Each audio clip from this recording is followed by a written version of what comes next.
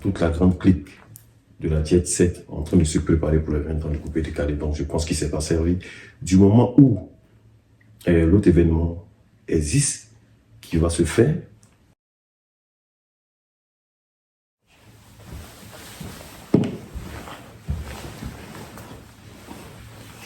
Comme ça. Voilà, c'est bon. Ahmed Chala était récemment à Abidjan pour les 20 ans de... Je ne sais pas s'il faut dire les 20 ans du coupé décalé ou bien les 20 ans de Molaré.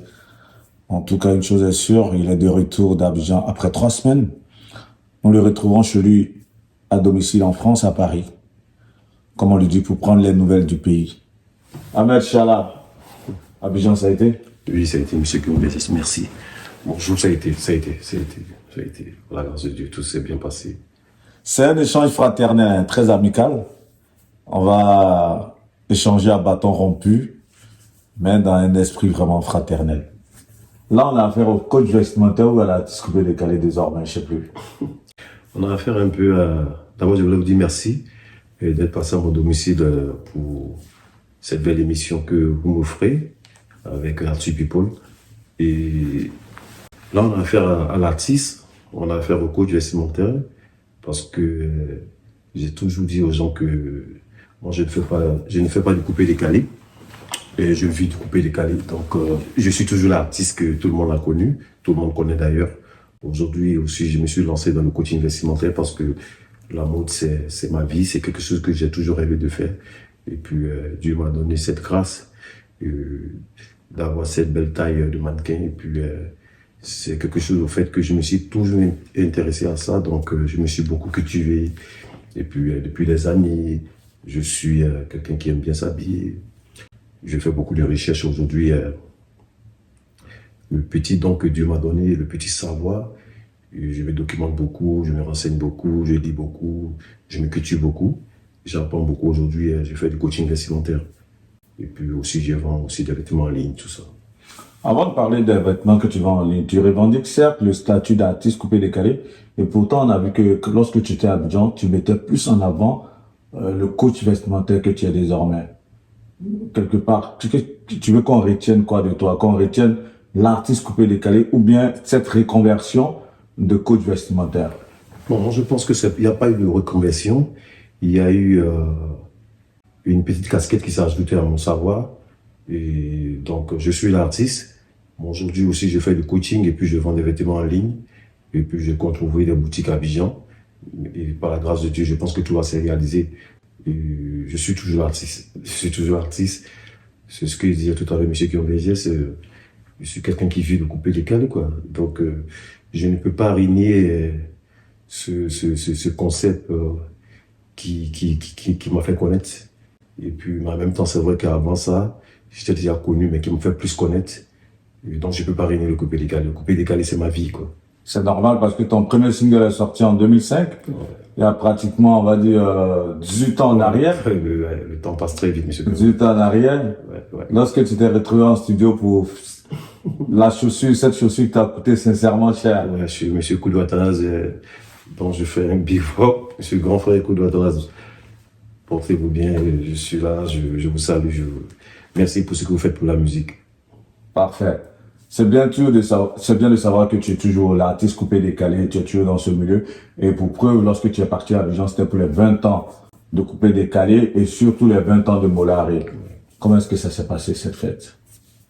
C'était une fête à multiples émotions parce qu'il y a plein d'artistes aussi qui sont venus soutenir le mouvement, qui sont venus soutenir le Moula. Parce que à la base, c'était les 20 ans de carrière du Moula. Et puis, bon, moi, je me dis que si Moula fait ses 20 ans, c'est que j'ai 21 ans dedans parce que c'est mon ami d'enfance. C'est quelqu'un que je côtoie beaucoup. Et puis, je pense que tout le monde s'est déplacé. Il y avait beaucoup d'émotions.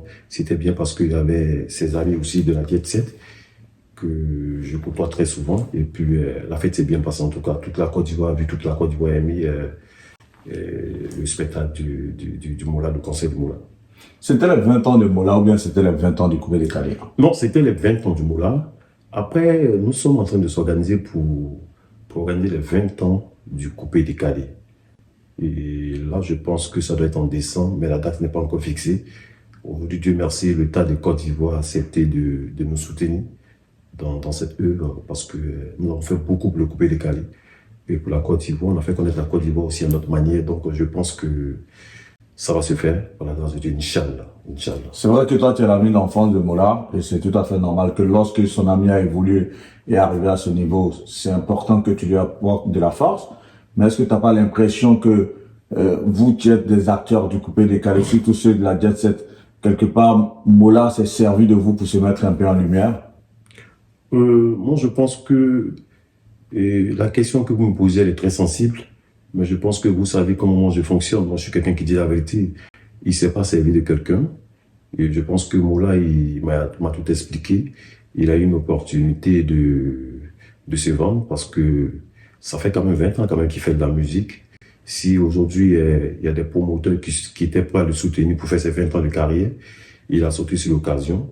Il a fait. Ça a été une réussite. Toute la Jet Set est content. Et puis, je pense qu'il ne s'est pas servi de quelqu'un, plus que les 20 ans de carrière de coupé décalé ne sont pas annulés. Donc, toute la grande clique de la Jet Set en train de se préparer pour les 20 ans de coupé décalé. Donc, je pense qu'il ne s'est pas servi. Du moment où l'autre événement existe, qui va se faire, je pense qu'il ne s'est pas servi de Mais pour beaucoup, cette union sacrée qu'on a vue était quelque part une union sacrée de façade. Quel commentaire toi tu en fais? Moi, j'ai pas de mot à dire là-dessus. Moi, je pense que c'est des amis, c'est des gens avec qui il a collaboré depuis Paris pour monter la Jet Set. C'est ce qu'il disait tout le temps, une fois dans une émission télé, que Moula et moi, on a traversé beaucoup de choses ensemble. C'est quelqu'un qui, avec moi à l'époque, autant d'un groupe qu'on appelait le Gunness avec Sam Douket, Moustapha Ladawi, Brice Lebenguis, on s'est baladé comme ça en groupe avec une panoplie de vêtements, des chaussures, tout ça. Donc après, quand il est parti à Paris, il a croisé Père Sonam Douksaga, et puis ils vont monter le groupe ensemble là-bas. Et puis, je pense que c'est quelque chose qu'il a en fait, et être un regroupeur. Et puis, si aujourd'hui Moula fait son concert, tout le monde se sent obligé de le soutenir parce que c'est quelqu'un qui, à un moment donné de sa carrière, qui a vu le couper les canaux au dos, quoi. C'est-à-dire qu'il a pris ça comme son enfant au moment où tout le monde avait commencé à se décourager sur le mouvement parce que chacun pense à ses activités. Donc, donner à César ce qui appartient à César. Donc, moi, quand je dis, quand les gens disent que non, il a, comment on appelle ça, il a essayé de duper les autres, je ne suis pas d'accord avec ça. Parce que l'événement des 20 ans ne sont pas annulés. C'est au cas où les 20 ans de coupé décalé seront annulés, je pense que les gens diront ce qu'ils ont envie de dire. Mais je crois. Mais ceux qui avancent cette thèse, quelque part, on ne dit pas qu'ils ont raison ou ils ont tort, mais c'est au vu de ce que les acteurs du coupé décalé, surtout ceux de la Jet Set, nous ont donné de voir depuis la naissance de cette musique en 2002. Il y a eu plusieurs fois des frictions. Et comme ça, comme par coup de magie, on voit les 20 ans de Molaré et tout le monde est réuni. Est-ce que c'est pas une union de circonstances? Non, chacun peut interpréter comme il le veut. Après, moi je pense que du moment où c'est un groupe que depuis combien d'années on les a jamais vus se regrouper. Si aujourd'hui, par rapport aux 20 ans du Mola qui se sont regroupés tous à Abidjan, je pense que les choses sont en train d'aller bien dans les normes. Donc ça a salué déjà. Et puis, il ne faudrait pas que les gens excèdent des crimes polémiques. C'est des gens qui s'aiment bien entre eux. Après, c'est vrai que dans toujours des groupes, même avec les parents, on se discute souvent. Donc, si ça arrive qu'il y a des prises de bec, bon, aujourd'hui, je pense qu'ils sont des bons thèmes. Chacun fait ce qu'il peut faire pour faire connaître le mouvement à cette manière aussi, à sa manière. Donc, les gens se battent. Les gens sont en train de s'organiser pour les 20 ans. Je pense qu'il n'y a pas de problème. On est tous prêts. On est en train de s'organiser. Moi, par contre, déjà, moi, je suis déjà prêt. Vous savez déjà, vous voyez le petit costume que j'ai porté, déjà, monsieur Guillaume Vergès. Vous connaissez monsieur Zena. Voilà, vous connaissez. Ça, on a compris. Non, c'est une information inutile, mais ça compte, quoi, parce que les gens, ils ne savent pas, voilà. J'ai compris, c'est quoi? Voilà. C'est Hermé, Gildo, Zenga. Voilà. Okay, c'est une marque c'est de quel pays, ça? Non, c'est italien, c'est fort. Mais après, c'est ce que après là, je suis rentré dans une petite parenthèse, Non, c'est fun, hein, j'apprécie. Voilà, merci. Ne pense pas que c'est méchant. Au contraire, moi, j'aime quand tu détends l'atmosphère comme ça, parce que moi, avec moi, tout est tellement sérieux. J'avais parlé d'échange fraternel, mais là, je suis dans mon truc. Mais en même temps, tu vois, toi, tu es l'ami d'enfance de Maurice. C'est vrai que vous avez fait, on va dire, la même boule ensemble, vous avez fait les virées nocturnes, vous avez fait les matinées au Majestic, au Top Rafia, mais vos vies ne se résumaient pas qu'à faire la fête. Vous étiez des jeunes garçons de Yopougon, vous avez grandi à la Sopim, quartier millionnaire, groupement foncier. Quelles sont les images d'adolescents dont tu te rappelles là avec ton ami d'enfance? Je pense qu'il y a tellement trop d'images, il y a tellement trop de souvenirs. Fais-nous un bon résumé de ce que vous avez pu vivre en tant que jeune. En tant que jeune. Je parle même pas de vos fêtes, où vous preniez l'argent des parents pour aller faire la fête. Je parle même pas de ça. Parce que vous ne travailliez pas en son temps, il fallait prendre l'argent des parents, aller faire la fête. Ça, c'est normal, parce que vos parents, ils ont bossé pour ça. Mais je parle des amusements en tant que gamin. Non, mais en tant que gamin, moi, je pense qu'il y a l'une des plus belles soirées qui m'a marqué jusqu'à ce que je sois sous terre, je touche du bois. Mais l'une des soirées qui m'a beaucoup marqué, une année, on est allé au Rafia. On est allé au Rafia pour aller croiser. À l'époque, il y avait un groupe qu'on appelait les Essentiels qui étaient aux deux plateaux. On était en pleine concurrence et puis on devait les croiser pour faire une concurrence d'une boîte de nuit à l'Ivoire. Et puis j'ai un ami qu'on appelle Yves Pacha, M. Badou, qui est son papa qui travaille à la BAT. Et puis à l'époque, son père avait les blues de Mexin, et je sais pas. Mais cette histoire-là, tu répètes à chaque fois, parce que ça t'a trop marqué. Non, ça m'a tellement marqué. Non, parce que je la connais l'histoire. Mais excuse-moi de te couper là, parce que moi, ce que je veux, sincèrement, je veux dire, vos vies ne se résumaient pas qu'à faire la fête quand même. Oh, non, mais après... Ça, tu partais à l'école?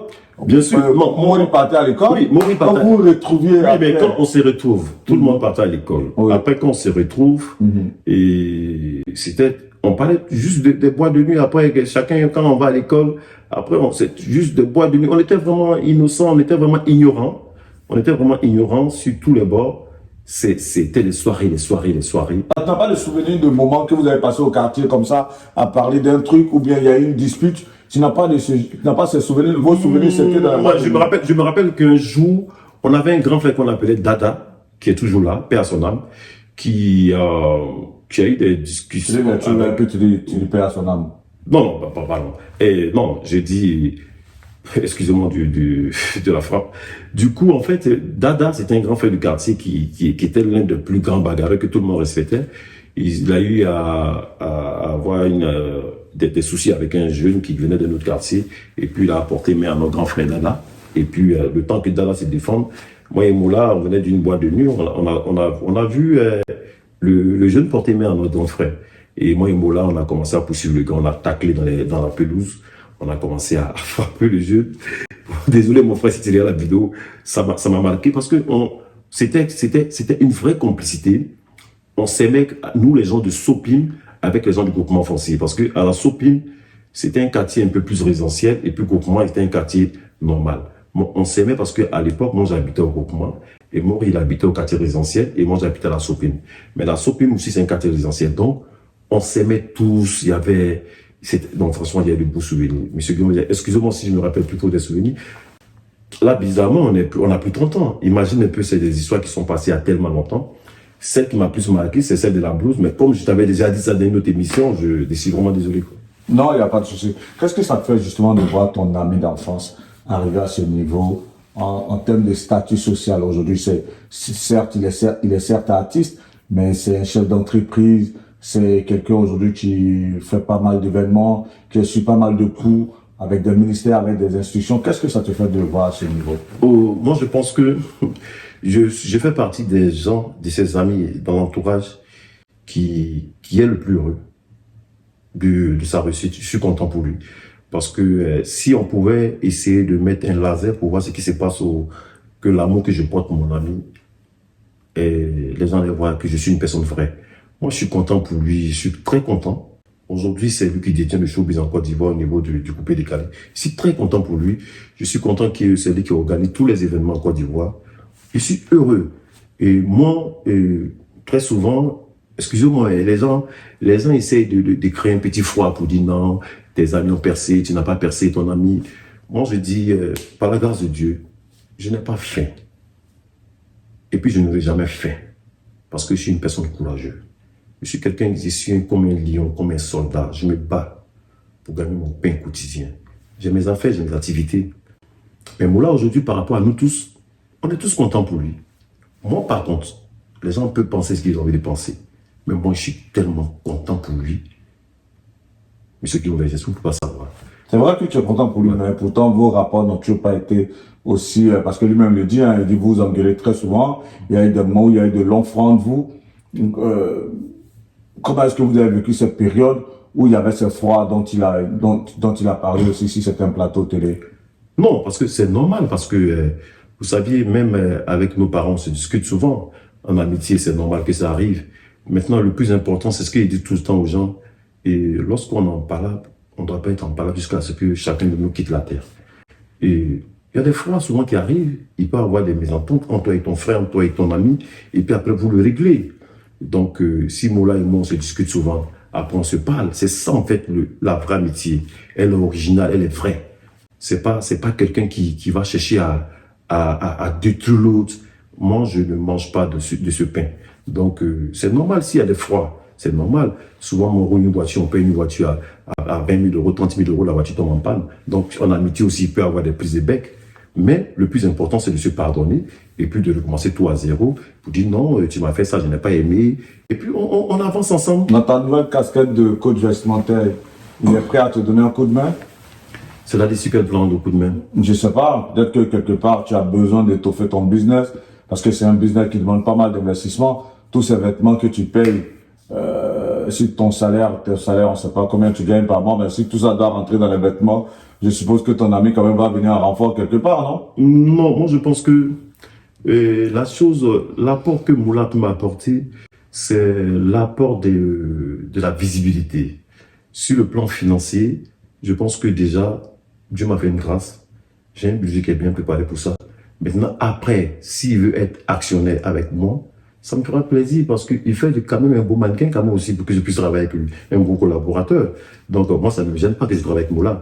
Maintenant, que les gens disent que non, est-ce qu'il peut t'aider ou non, non. S'il veut m'aider, il m'aide. Mais moi, je pense que quand on est en train de faire un projet, on s'organise. La vie, c'est la planification. La vie, c'est la planification. Il faudrait que les gens retiennent ça. C'est vrai que là, tu t'apportes de la visibilité. Mais est-ce que cette visibilité, il te l'a apportée en tant qu'artiste? Bien sûr, il essaie déjà parce que je pense qu'il n'a même pas besoin de me l'apporter en tant qu'artiste. Est-ce qu'on me connaît à cause du coaching? On me connaît en tant qu'un artiste déjà de couper décalé. Mais c'est ce que je dis, quand tu es dans ta carrière d'artiste coupé décalé, est-ce qu'il t'apporte de la visibilité? Est-ce qu'il t'apporte de la force? Mais bien sûr, il m'a toujours apporté de la force. On s'est toujours mis les bras dans les bras pour avancer tous deux ensemble. Après, vous savez, la carrière et le succès, c'est Dieu qui donne. Hein. Si Moula a eu plus de succès que moi, c'est Dieu qui a voulu. Moi, je suis d'accord avec ça. On ne peut pas modifier l'histoire de Dieu qui est écrit au niveau de l'au-delà. Donc, moi, je pense que tout est écrit au niveau du ciel. Donc, et on s'est beaucoup aidé. Moi, on était ensemble. Et puis après, moi, j'ai décidé de venir m'installer en France. Aujourd'hui, on a renoué contact plus qu'avant. On s'appelle comme des frères et sœurs. Et on s'appelle tout le temps. On s'appelle tout le temps et puis on se donne des conseils. Et quand il fait quelque chose qui ne va pas, je lui dis ce que je pense. Tu vois, quand moi aussi je fais quelque chose qui ne va pas, il me dit ce qu'il pense. C'est ça la vraie amitié. Je pense que si vous avez des amis comme moi, vous n'allez jamais regretter parce que moi je dis ce que je pense. Et puis, c'est ça l'amitié. Il faut pas, c'est pas parce que quelqu'un est plus puissant que toi sur le plan financier que tu vas te gêner de lui dire ce que tu penses lorsque cette personne grave. Voilà pourquoi Moli, je pense que il peut être un peu bizarre quand même, un peu chelou, mais il sait que c'est quelqu'un, Ahmed, c'est une personne vraie. Moi, je suis vrai en fait. Les vêtements que tu as apportés pour le concert, ça fait partie de ton stock de vêtements de coach vestimentaire ou bien qu'est-ce qui t'a amené à faire ces choix pour ces concerts? Non, parce que en fait, j'ai voulu qu'il sorte, j'ai voulu que en fait son style soit un style un peu extravagant, mais très beau, très classe. Donc, je lui ai offert des pantalons évasés. Et puis après, je lui ai offert quelques chemises rétro. C'est mon frère. C'est pas parce qu'il n'a pas les moyens. J'ai voulu faire ce plaisir du fond du cœur. Et puis, je pense que ça n'a rien à voir avec mon stock. Et puis, je profite de ce micro pour vous dire que bientôt, je vais commencer à vendre des vêtements sur les réseaux, tout ça. Et puis après, petit à petit, on va commencer à ouvrir un magasin à Abidjan. Sinon, les vêtements que j'ai offerts à Moula, c'est de mon propre cœur, quoi. Il m'a pas demandé, il m'a pas demandé. Tu as parlé de pantalon évasé. D'où ça t'est venu ces histoires de pantalon évasé ces temps-ci? Comme on dit de manière prosaïque, les Ivoiriens appellent ça les pantalons Ernesto Didier. Tu es en train de réciter Ernesto Didier ou c'est quoi? Je pense que si c'est votre pensée qui vous emmène d'abord pour dire que ça fait penser à une société, ça fait plaisir. Mais c'est ce que c'est ça, c'est Non, le à l'époque, il les portait. Oui. Mais vous saviez aussi que Monsieur Elvis Presley les portait aussi. Tout à Donc, fait. moi, je fais partie des gens qui étaient les plus grands admirateurs d'Elvis Presley et aussi de Nelson DJ. Mais je prends cette inspiration parce que je me suis dit que, en tant qu'une personne qui veut se démarquer, j'ai toujours eu cette inspiration de ne pas ressembler aux autres. Donc, moi, quand je porte un habit normal, je suis pas à l'aise. Même vous voyez que les lunettes que je porte, c'est des lunettes en fait où en fait j'ai pas envie de dire la marque, mais c'est des trucs on voit avec des gens. Moi je porte pas de la même manière. Vous voyez la chemise que j'ai portée, regardez le col comme il est fait comme ça, mais c'est fait sciemment. Moi je prends toujours des articles décalés, j'aime pas ressembler aux autres. Voilà pourquoi très souvent mes amis m'appellent l'acteur. Même quand je parle, quand je m'exprime, ça n'a rien à voir avec les autres. Je suis une personne dans ma tête. C'est comme si je suis habité par d'autres personnes. Donc, c'est Ahmed Chala, c'est bien Ahmed Chala. Les 3 semaines que tu as passées en Côte d'Ivoire ont été aussi rythmées par des passages télé. Tu as fait plusieurs plateaux. Quels sont les plateaux qui t'ont marqué? Je pense que je n'ai pas envie de mettre en porte-à-faux à d'autres télé. Je pense que toutes les émissions, j'ai eu la chance de participer à celle de Willy Dombo.